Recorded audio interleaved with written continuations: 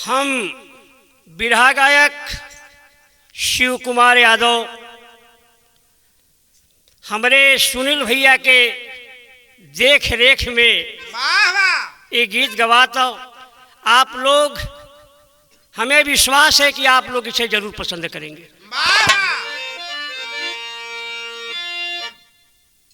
शिष्य की सोत नारी सदा पूज्य है, नूर नर की नूरानी कहती है नारी। माता बहन बेटी अबला यसबला बन, परमारती की महफिल सजाती है नारी। लक्ष्मी दुर्गा शक्ति स्वरूप सुघर, तो यज्ञ पूजा में पहले पुजाती है नारी। नूर को ना करो यारो बेनूर, तुम गम की रजनी को रोशन बनाती है नारी।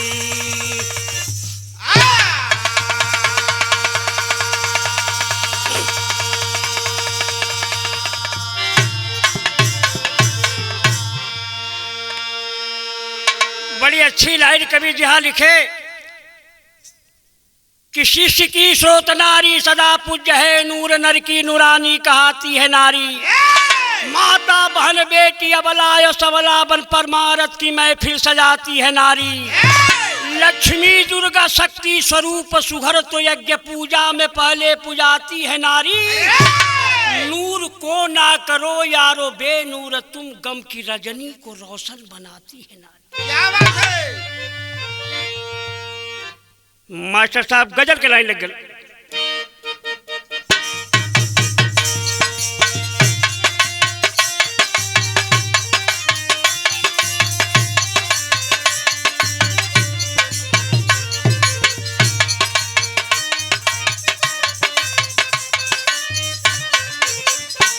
वही गीत का लाइन बा, ऐ मुसाफिर भटकता है क्यों दर बदर।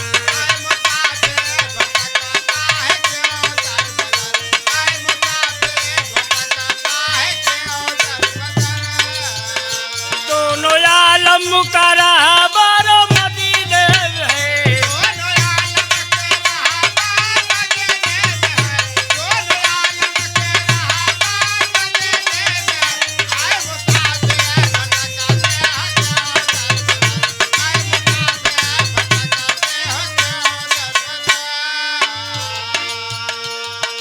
एक गजल के लाई रहल, लेकिन कवि जी कितना बढ़िया बात लिखे यहाँ पर। ऐ खुदा इस जमाने को क्या हो गया,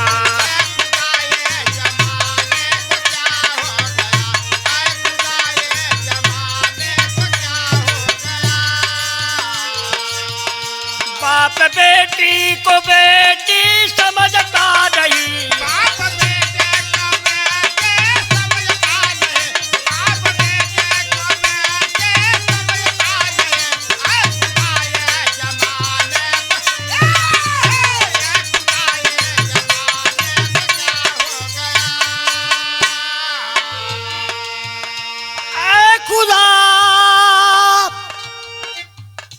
इस जमाने को क्या हो गया कि बाप बेटी को बेटी समझता नहीं। क्या बात है? फूल बनकर चमन में खिले ना खिले,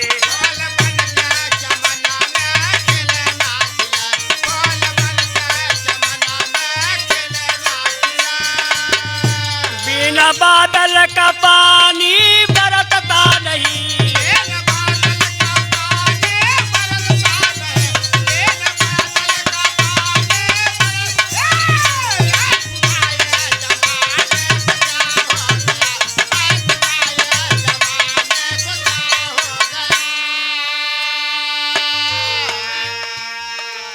यहाँ नजम का लाई लगल मास्टर साहब।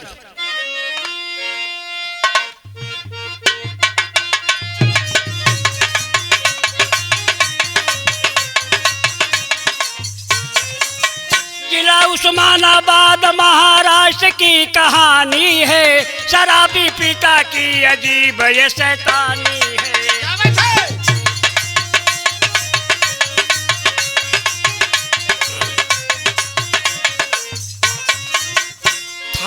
तालुका सवार गांव एक निराला था, जनक पटेल पिता बेटी को जो पाला था।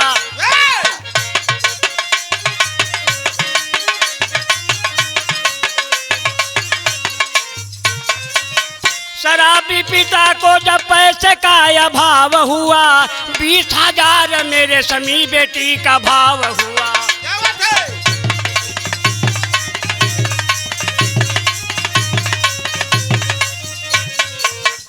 आगरा में एक बेचा के हाथ बेचा है, आज कल युग में विधना का कैसा लेखा है।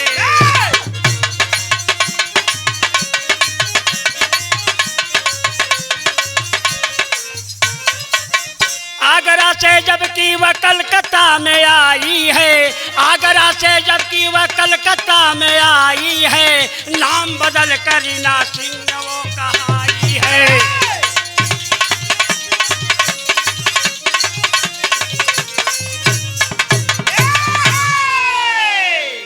पहले बात के समझ लो भैया।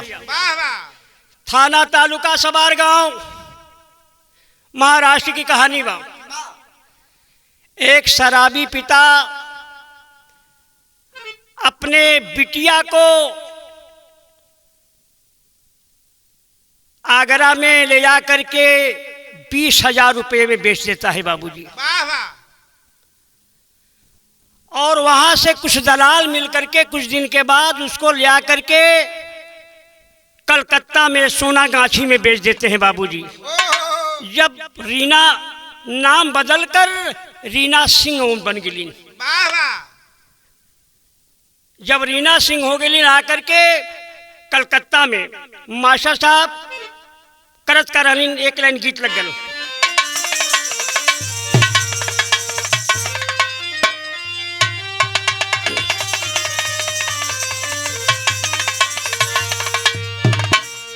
वही गीत का लाइन बा। एक औरत जो बा अपने पति के कलाई पकड़ करके कहलेस कि ए सैया गवना करा के न लिया हुआ,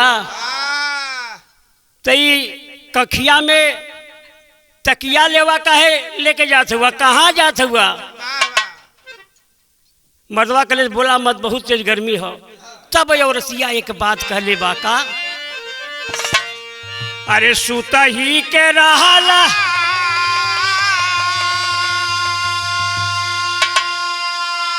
अरे राजा वो खेत खारी हानावा काहे के करावाला, अरे काहे के करावाला राजा मुर्गवानवा काहे के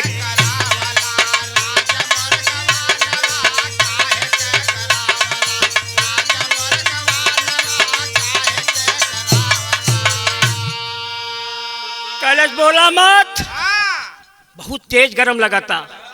कलश की गरमी का दिन बाटे,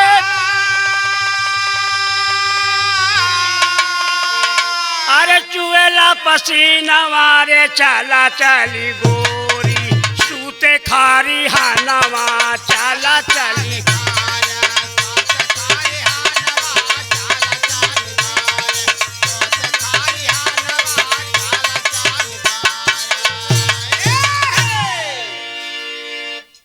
कलकत्ता में सोनागाछी चकला घर बाजारिया, कोठावा पर नाच ली हो गुजरिया, कोठावा पर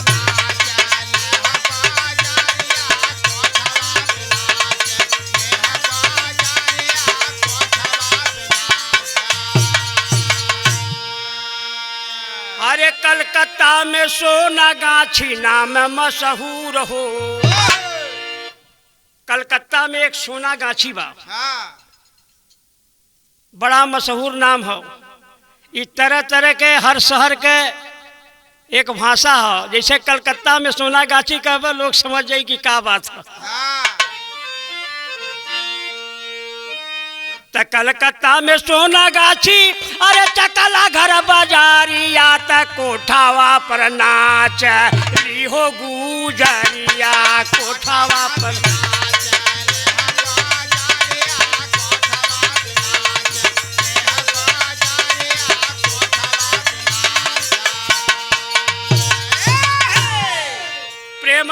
रहली कोठे की मालकिनिया।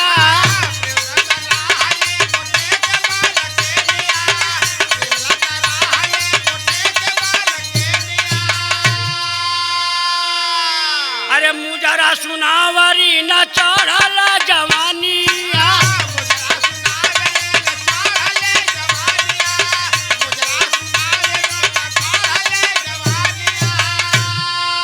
अरे तबला सितार बाजे घुघरू प्यारिया रे कोठवा पर नाच लिए गुजरिया।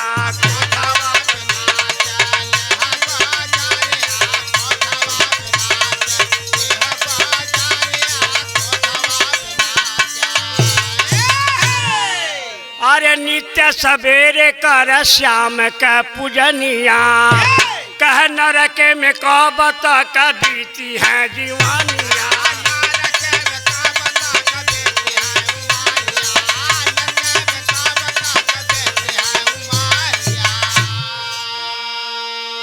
अरे अबलाया नात नात सुनीला पुकरिया।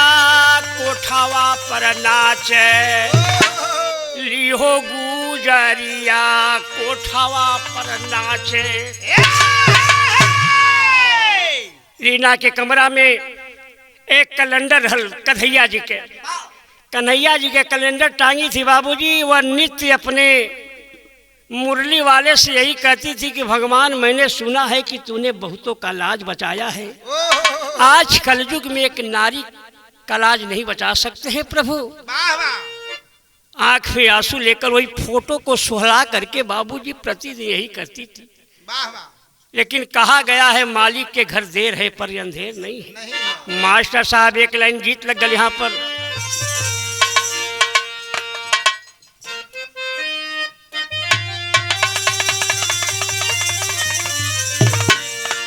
अरे छपरा सहारी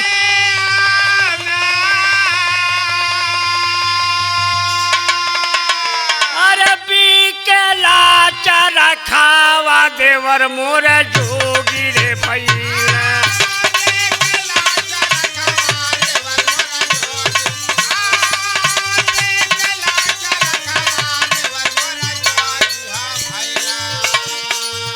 चरखा रे मंगा डाल हरे दार देवर मोर जोगी रे भैया।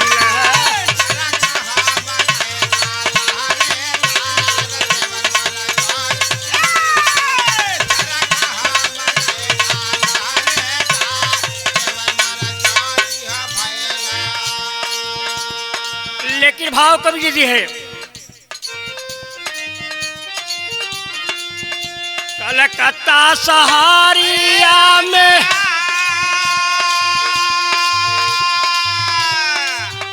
अरे लाली नजरिया करत पढ़ैया रे रहल।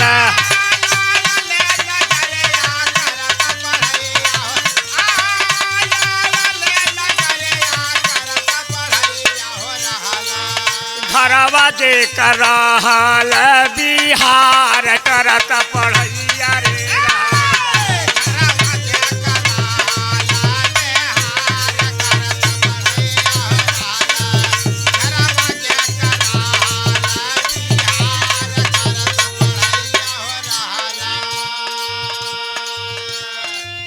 अरे हिंदू विकास मुस्लिम बाबुल का जोड़ी।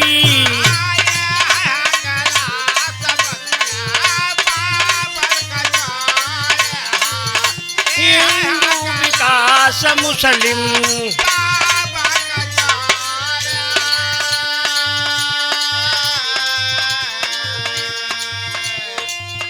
दोस्ती अमर जे कर केहू का तोड़ी।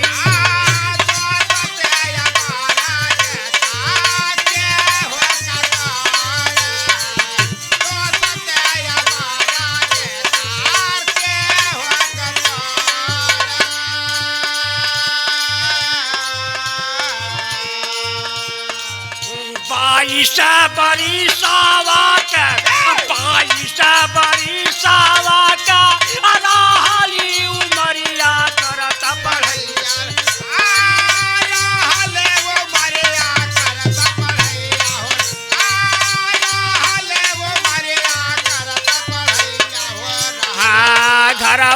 कराहल रे बिहार करत पढ़ैया रे रहल।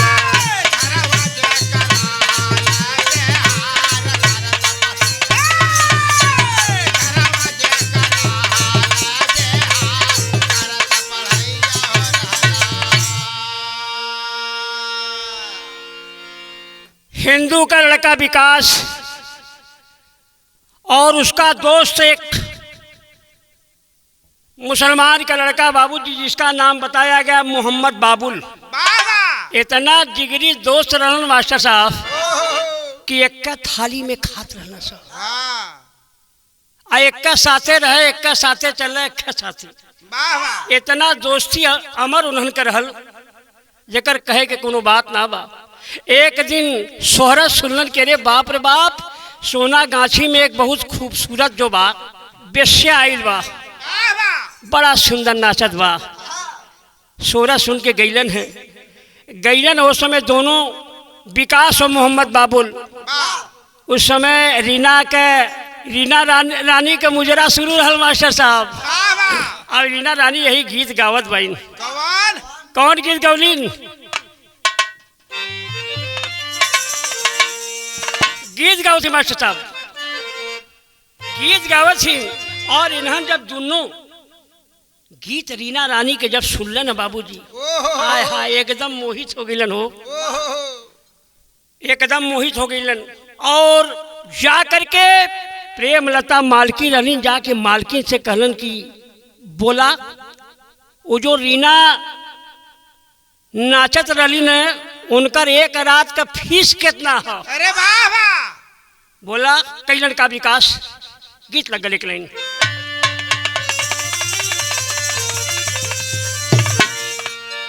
अरे जाई के विकास कहलन, ए बाबू जाई के विकास कहलन। अरे मालकिन से बतियाए रामा,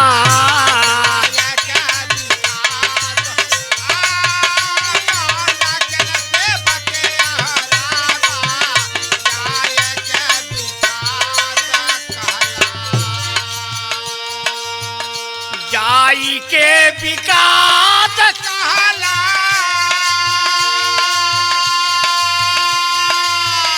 मालकिन से बतियाए राम, केतना रुपैया लेबू, केतना रुपैया लेबू, आजू के रतियाए रामा।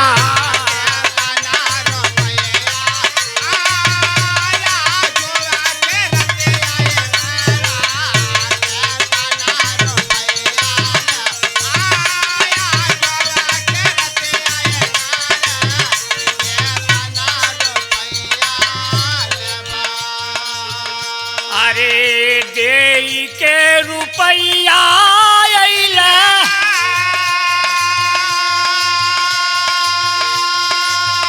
वही रीना के कोठारिया में।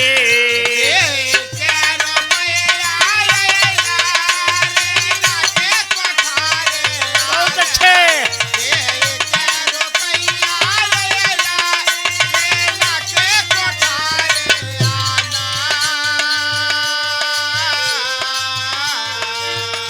कैसे कबेश्या बनलू यही रे उमारिया में।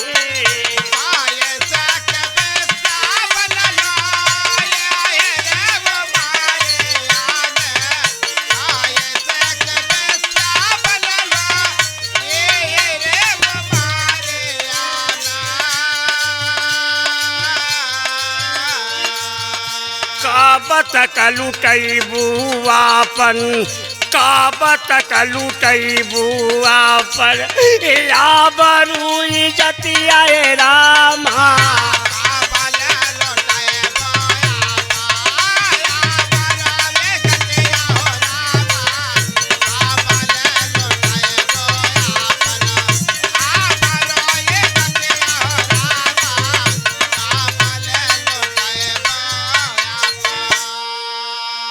भैया मालकिन के रुपया दे करके वही रीना के कमरे में आता है बाबूजी। वाह वाह। जब रीना के कमरा में इलन मास्टर साहब, ओहो। रीना बड़ा सम्मान के साथ बैठौलिन पलंग पर। हाँ कलिन देखा हमके बैठावा मत, हाँ आई मत सोचा कि हम कौनो काम करे आली दूसर। हाँ। कहे बाबू तब काहे वजह आल हुआ, तो कहा हम इतना जाने चाहती कि तू बेश्या कैसे बन लू, वाह वाह। अपने आप बनी या किसी के द्वारा बनाई गई हो। वाह वाह। कह मैं यही जाने चाहती। आंख में आंसू लेकर रीना कलिन के बाबू सब कुछ पूछला, लेकिन ये मत पूछा कि हम बेश्या कैसे बन ली। ओहो। कहलन नहीं रीना तुम्हें तो बताना पड़ेगा। बड़ा हट कैलन विकास। आंख में आंसू लेकर रीना बतावत है। एक लाइन गीत लगल मास्टर साहब।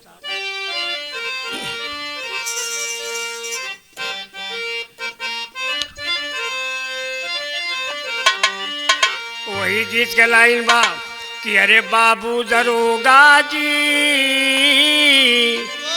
अरे कौने गुनहिया पियावा बधला मोर, बाबू दरोगा जी।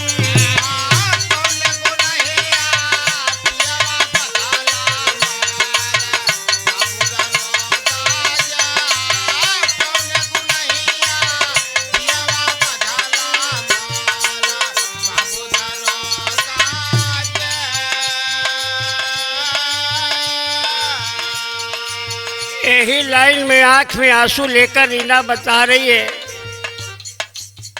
हमारे बाबूजी, हमारे बाबूजी हमके बेचाल विश्यालय में जाए।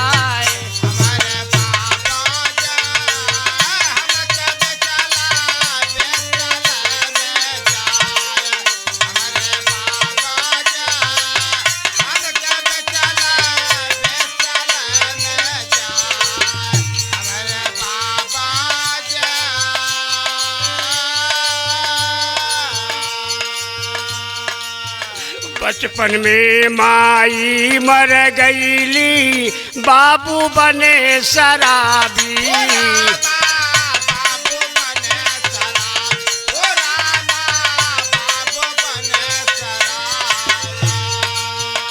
अरे टूट गई यह सुमन डाल से, जिसमें नहीं खराबी हमारे।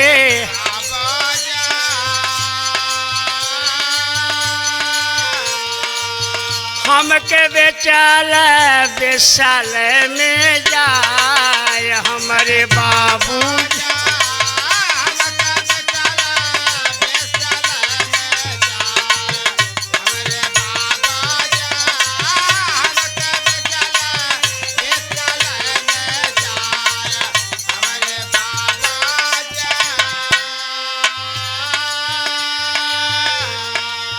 मन में हमारे रहल तमन्ना, बहू कोई के बनबे।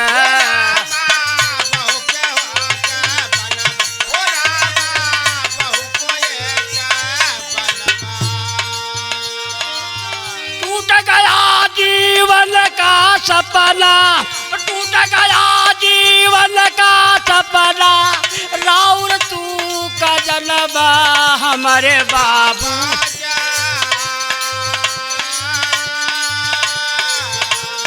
हमारे बाबूजी, अरे हमके बेचाल विश्यालय में जाए हमारे बाबूजी।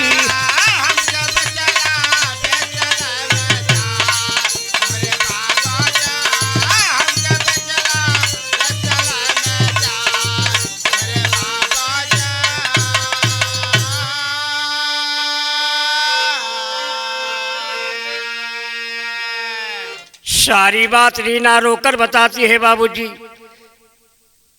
कि बचपन में माई मर गई, बाबू शराबी हो गलन, हमके ले जा करके 20,000 में वेश्यालय में बेच दिलन। हमारो दिल में अनुमान रहल कि कोई के बहू बनब, शादी हुई, परिवार हुई, लेकिन आज सारा सपना टूट गया बाबूजी। विकास कलन की आज भी तो कोई के दुल्हन बने चाहत हो। कलन की बताओ ये बेश्या की के अपनाई के शादी करिए बेश्या के साथ। वाह वाह कलन तू तैयार हो जा, शादी हम तुमसे करे बदे तैयार हैं। वाह कलम बाबू आप करेंगे, जमाना आपको रहने नहीं देगा। एक बेश्या से शादी कर करके आपको स्थान नहीं मिलेगा समाज में। बाबूजी लाख समझाती है, लेकिन कहा है आप तैयार हो जाइए, मैं तुमसे शादी करने के लिए तैयार हूँ। वाह वाह कवि जी बड़ा टेरी अच्छा लिखे यहाँ क्या। अरे नजरिया एक बेश्या से लड़ गई, ए बाबू नजरिया एक बेश्या से लड़ गई, सिंदूर मांग सजाई चकला घर बजरिया, नजरिया एक बेश्या से लड़ गई, नजरिया नजरिया सिंदूर मांग सजाई चकला घर बजरिया, नजरिया।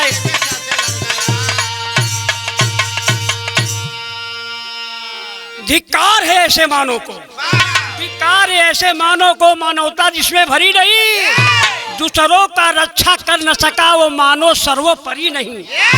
दौलत के चलते विकास या मालकिन को फुसलाया है, चला घुमाने चकला घर से न्यायालय में आया है। पैसा के बल पर विकास मालकिन से कलन हम पिकनिक मनावे चाहते रीना के लेके। वाह वाह ऑर्डर हो गल मालकिन से, लेके चल जलन सीधे कोर्ट में इलन, कोर्ट में आकर के न्यायालय में कोर्ट मैरिज खेल लेलन। वाह वाह कोर्ट मैरिज करके जाकर के कलकत्ता में काली जी के मंदिर में सिंदूर दान भी कह दिलन। हाँ कल रीना ऐसा बात हो, हमार परीक्षा चलत हो, विकास विकाम का छात्र रहन बाबूजी, वाह वाह कलकत्ता में आकर के पढ़ाई करत रहन। कल 4-6 दिन तू जा वही फिर चकला घर में, हमार पढ़ाई खत्म हो जाई, परीक्षा खत्म हो जाई तो हम आपके अपने गांव लेके चलब। वाह वाह कल आप हमार पति देव हो गई, आप फिर हमके वही नरका में भेजा था हुआ। कल मजबूरी बात मौके से जहीं के पड़ी। आज जब पति की बात मान करके बाबूजी जब शकला घर में अलिन, तब फैल का मास्टर साहब भी दिशिया लग गए।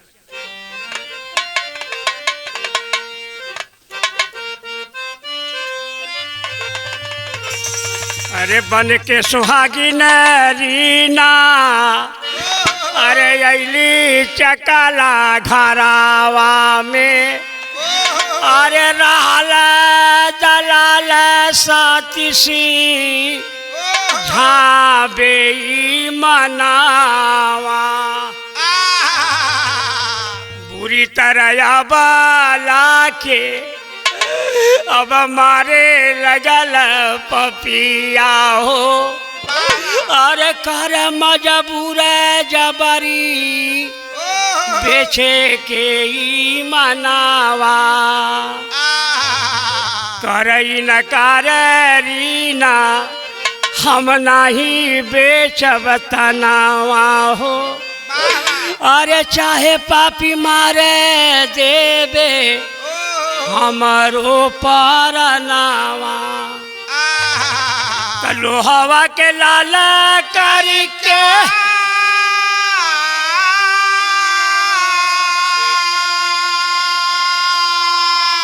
अरे दागे चलला बदनिया हो,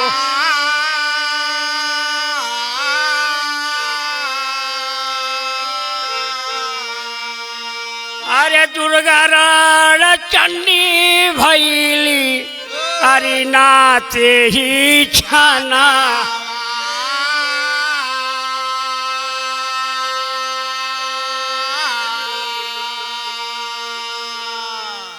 उस कोठे का दलाल सती छा जब रीना के मांग में सिंदूर देखा, आग बबूला हो गिलन भैया। करण कहाँ से आ रही हो, ये सिंदूर मिटाओ, देखो ग्राहक तुम्हारा इंतजार करे, जाकर उनका काम धाम करो। रीना कलिन का भी सब काम हमसे होई अब ये सब काम न करे हम। क्रोधित हो जाता है, लोहा लाल करके दागने जब जाता है बाबूजी, रीना रणचंडी की रूप दुर्गा की धर के कजी खबा दो, भड़ुए की औलाद सिंदूर मिटाने की बात करता है। तुम नहीं जानता कि मैं उस देश की बाला हूं जिस देश में गंगा बहती है। दलाल कहीं का सिंदूर मिटाने की बात करता है। बड़ी बड़ी अच्छी बात रीना कहली का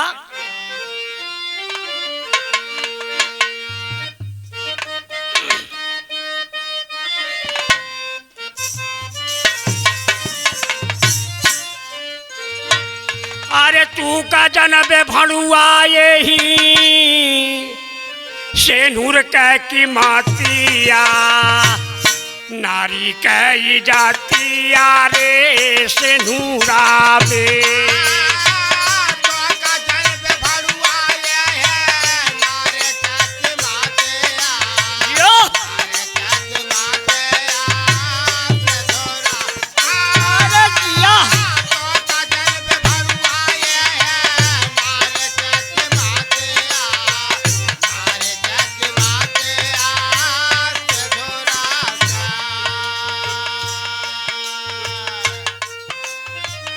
यही से नूरा के खातिर टूटली धनुहिया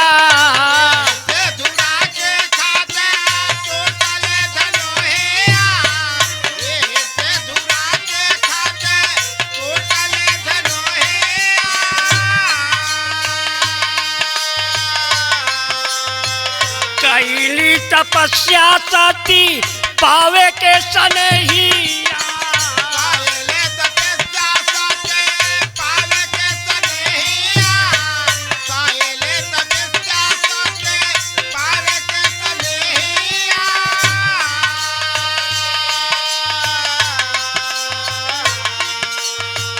यही से नूरा में लव के स्वामी के सुरतिया यही से नूरा में लव के स्वामी के सुरतिया नारी कही जातिया रे से नूरा में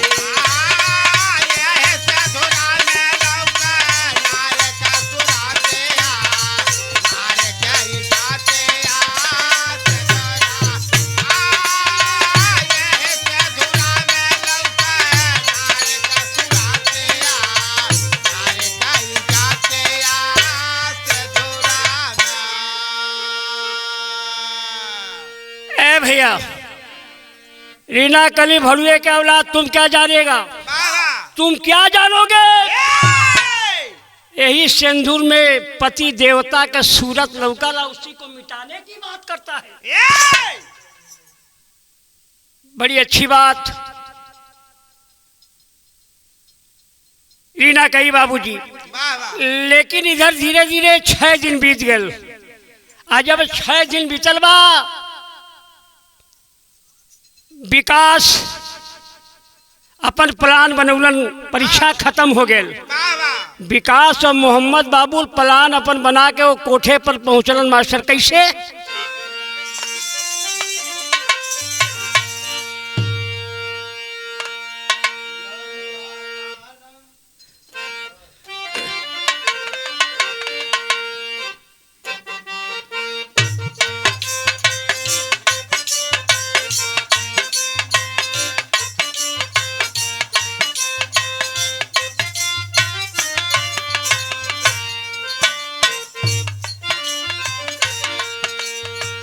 पुलिस दरोगा संग कोटवा पर आई गईल कोटवा पर आई गईल रीना के टाला लिया बन के सुहागिन रीना चलली ससुरावा रे चलली ससुरावा हो मंगिया में से नूरा सजाय आगे विकास बीचे रीना गुजरिया रे रीना गुजरिया हो पीछावा लखन जैसन भाई जी पूछ मतारी तब रीना से बचनिया रे रीना से बचनिया हो सब कुछ रीना देहलिन बताए जी कुलवा में दागी आला गवल सलाला नहवाला गौल सलाला नावा हो घरवा से देहाली भागा। पहले तो मतारी सोचलिन कि हमारे विकास के दोस्त की औरत हो। जब मालूम हो गल कि नहीं ही हमारे लड़का के औरत छीन बड़ा क्रोधित भैलिन। कलिन की विकास तो कुल खानदान में दागी लगा दिया रे बेटा। एक बात कान खोल कर सुन ले, अगर तुम्हें इस घर में रहना है तो विकास सुन लो कान खोल करके, इस घर में रहना है तो रीना को तुम्हें भगाना पड़ेगा। कलेश माई हम लोग काली जी के मंदिर में साथ जिएंगे और साथ मरेंगे कसम खाए हैं। माई कैसे रीना के हम भगा दें? अगर रीना इस घर से जाएंगी तो माई हम भी जाब।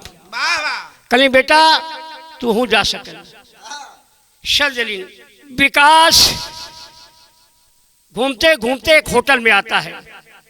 आज जब होटल में आयल कुछ दिन के बाद जब पैसा खत्म हो गल मास्टर साहब, तो एक दिन रीना विकास से कहलिन का पपट लग गल।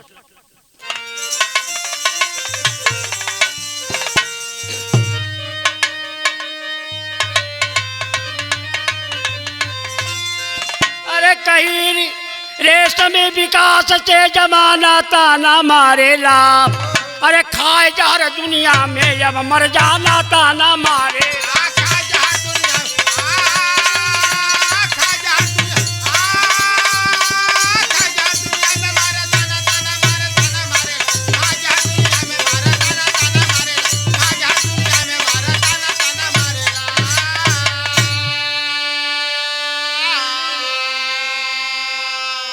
अरे मंगाए जहर बाजार से भैया दोनों प्रेमी खाए हो, जीना नहीं गंवारा समझे खिली बाग मुरझाए हो। अरे देख मोहम्मद छलक के ला पैमाना ताना मारेला, कैसे खत्म होई प्रेम का बाना ताना मारेला। बाजार से मंगा के जहर बाबूजी विकास और रीना दोनों पति पत्नी खा लेते हैं बाबूजी। जब कुछ ही देर में विकास आया कमरे में, देखता है तो भैया और भाभी दोनों बेहोश पड़े हैं। देखता है कि जहर का शीशी आधा खत्म आधा ढिंगलाया पड़ा है बाबूजी। तो होटल के मैनेजर से तुरंत कहला जाई हो, स्वयं जहर को पी लेता है, शीशी तुरंत उठाई हो। अरे हुए बेहोश तीनों का प्रेम पुराना ताना मारेला, और मती खलबली मैनेजर हुए रवाना ताना मारेला।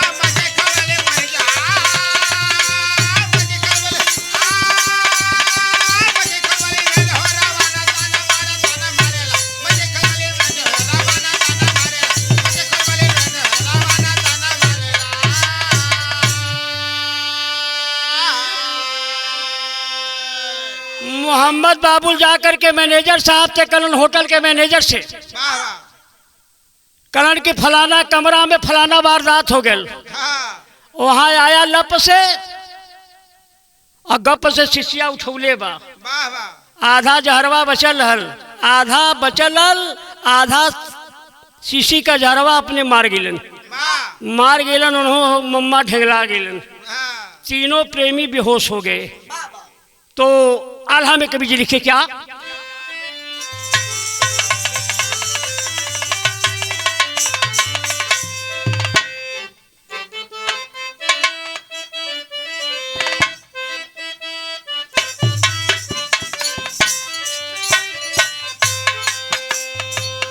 प्रेमवा में खाए राम झूठी रे बैरिया ये बाबू।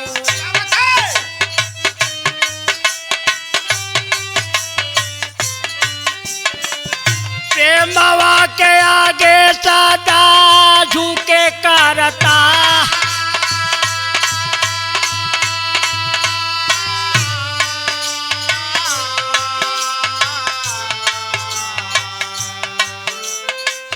तीनों को पहुँचाए साचा रामायत पतलिया ये भैया।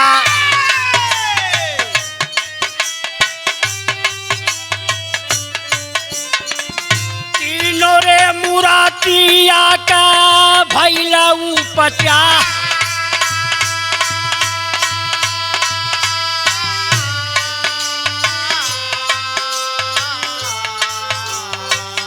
राम ना बिगड़ी है जेकर कोई का बिगाड़ी बाबू।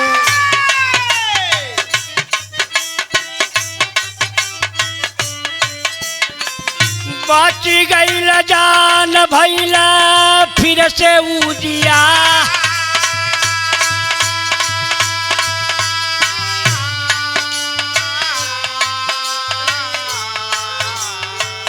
तीनों का बयान जब अले हाल दरोगा साहब।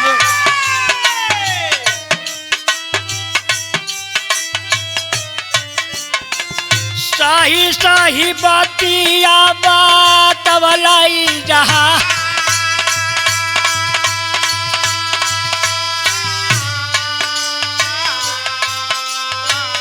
बनली सुहागी नया जय अरीना गुजरिया बाबू।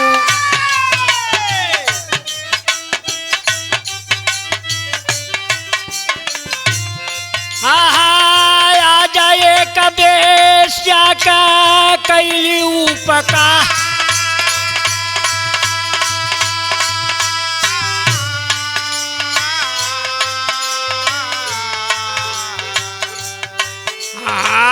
लाखों बहनिया आया जय रोवाली कोठरिया में भैया।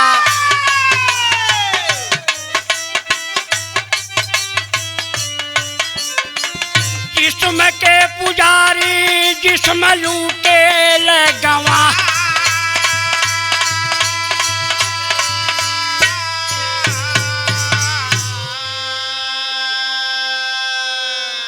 बारी बारी से दरोगा साहब तीनों का बयान लेहलन बाबू। विकास कलन सरकार हमसे यह गलती हो गई कि एक बेश्या के कीचड़ से लिया के बाहर के ली। यह न गलती है सरकार। इतना ना लाखों बहन जो बाप आज बेश्यालय के कोठरी में तड़प रही है, कोई उसका खोज खबर लेने वाला नहीं है भैया। बारी बारी दरोगा साहब रीना से पूछते हैं, फिर मोहम्मद बाबुल से पूछते हैं कि दोनों तो खाए लिए, तुम क्यों जार खा लिए? मोहम्मद बाबुल बतौलन सरकार हम दोनों साथ जिए और मरे के कसम खैले ही बाबू। और हम कैसे भूल जाई कि नहीं, हम अपने कसम के कैसे तोड़ दी सरकार। हमसे बर्दाश्त ना बल, हमू जहरवा उठा के पी ले ली, हमू चल गई नीचे। दरोगा साहब बड़ा खुश हुए, बड़ा तारीफ किए मोहम्मद बाबुल का। करते क्या, खड़ी लग गल।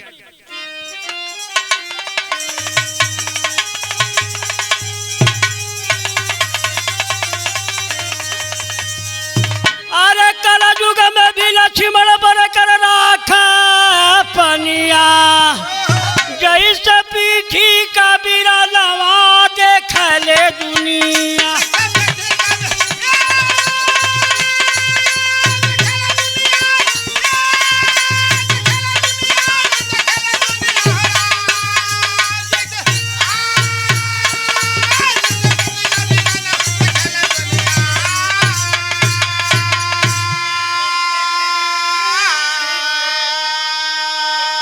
तो देख मोहम्मद बाबुल का प्यार दरोगा जी हर्षाए। धन्य आज मुस्लिम होकर भी सच्चा प्रेम निभाए। तो आए ले अपने भवनवा जाने ला दुनिया। धन्य आज मुसलमान का लड़का होकर की आज वह धर्म निभाया।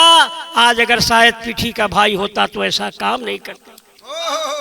तीनों मूर्ति को दरोगा साहब अपने घर को लाते हैं। कहते आज से हमारे घर पर आप लोग रहेंगे और पुनः जो है विकास के माता पिता को दरोगा साहब बुलवा करके सारी बात बताते हैं।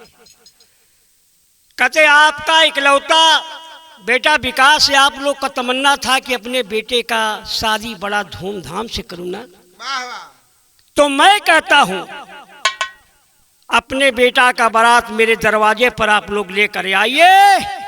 मैं जो रीना है वो अपनी धर्म की बिटिया मानकर मैं कन्यादान इसका करूंगा। दरोगा साहब के बात मान करके माता पिता परिवार के लोग अब देने लगे इजाजत। बहू बनेगी रीना रानी रश्मि का करे हिफाजत। तोड़ला समाज के बंधनवा जाने ला दुनिया। अब वही माई जो घर से निकाल दिली मास्टर साहब, आज वह माई इजाजत देवे लगली, हिफाजत करे लगली। उ दिन आ गल सर पर से हरा बात का दुल्हा बारात लेके अइला। विकास रीना का शादी जब धूमधाम से भइला। अब बाबू कैला कंधा दनवा जाने ला दुनिया।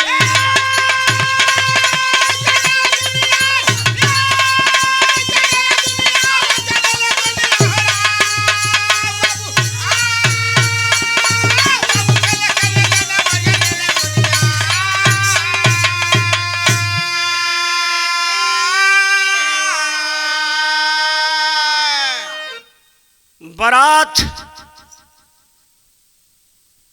विकास के बाबूजी सज और धस के आयल बा। और हर बड़े बड़े अधिकारी बड़े बड़े पुलिस के जवान आगमानी कर रहे हैं।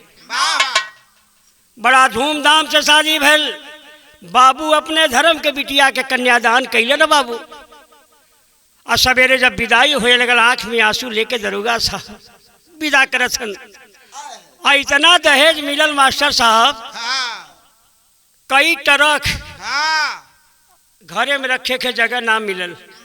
लेकिन कुछ दिन बीतल बा, कहना बा दया दृष्टि साहब का पढ़ली गई नौकरी पाई। मोहम्मद बाबुल का शादी मुस्लिम लड़की से दिए कराई। आई बन सुंदर जनम जाने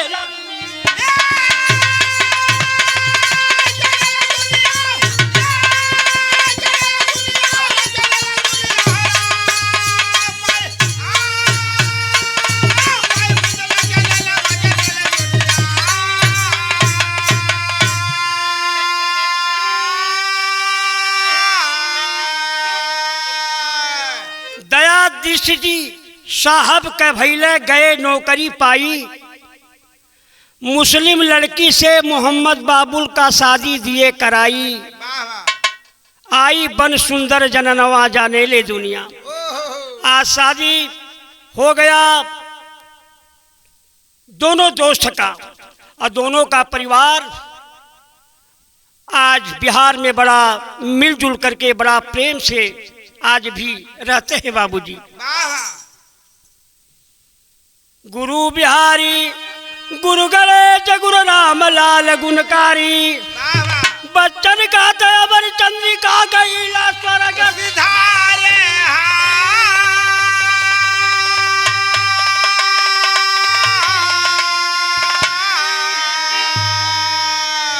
नजरिया एक बेश्या से लड़ गई। लिखते शिव कुमार सारस का जय पायरिया। नजरिया एक बेश्या से